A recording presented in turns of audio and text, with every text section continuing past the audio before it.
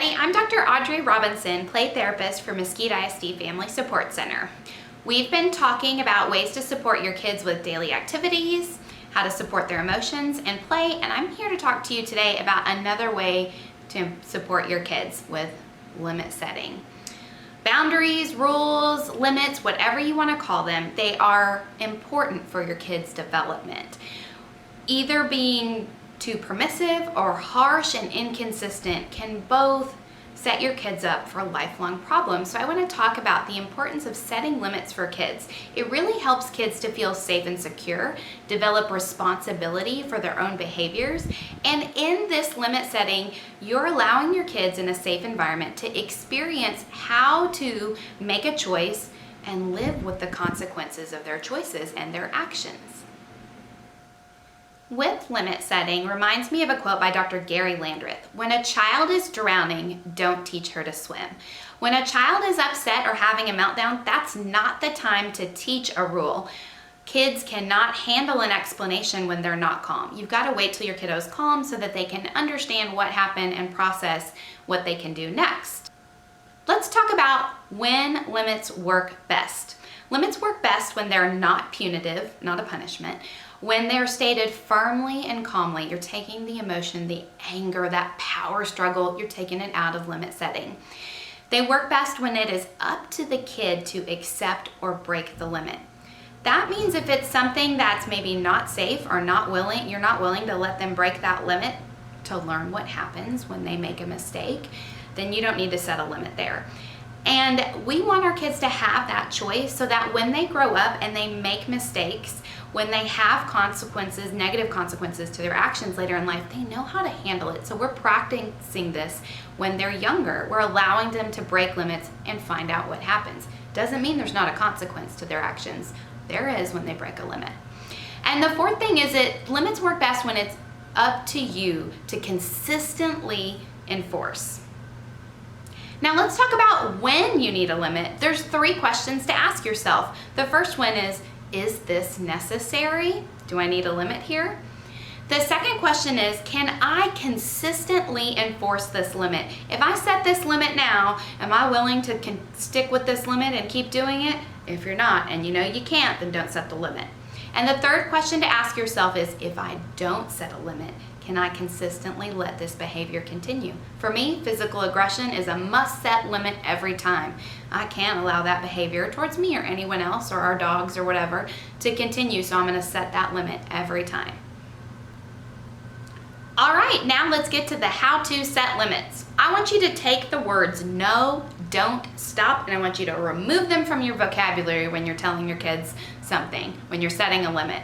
You know the first thing your kid does when you say don't touch the TV screen is touch the TV screen. So we're just gonna calmly and firmly set the rule and let our kids know what is and isn't okay without the words no, don't, or stop.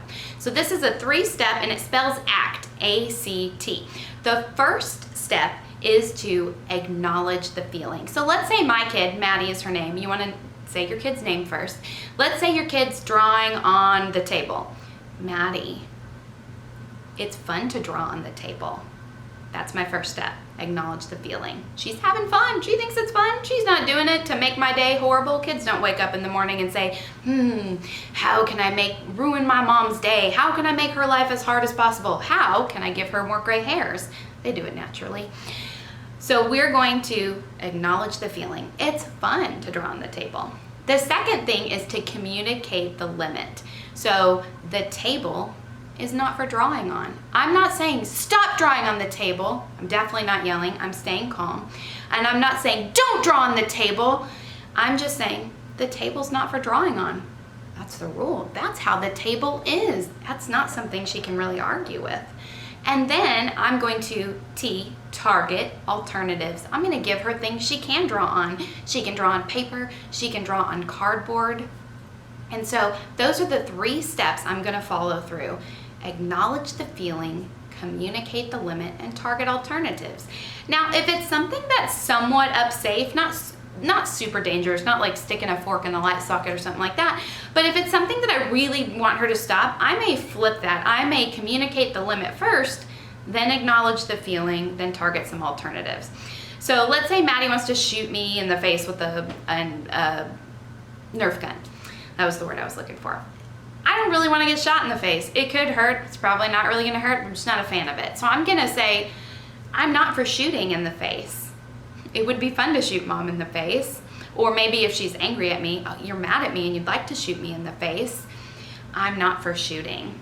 You can shoot the couch, the wall, your stuffed bear, and I'm gonna give her alternatives. I'm gonna use that ACT, acknowledge the feeling, whatever it is. Fun, anger, you'd really like to do this. I'm gonna communicate what the limit is. This is not for that. And then I'm gonna target alternatives. Here's some things you can do. And then I'm gonna give her the choice to break it or not. If she does break it, there's gonna be a consequence to that. Maybe in my example, the markers are gonna go up for a day because she doesn't know how to use the markers in a way that I'm okay with.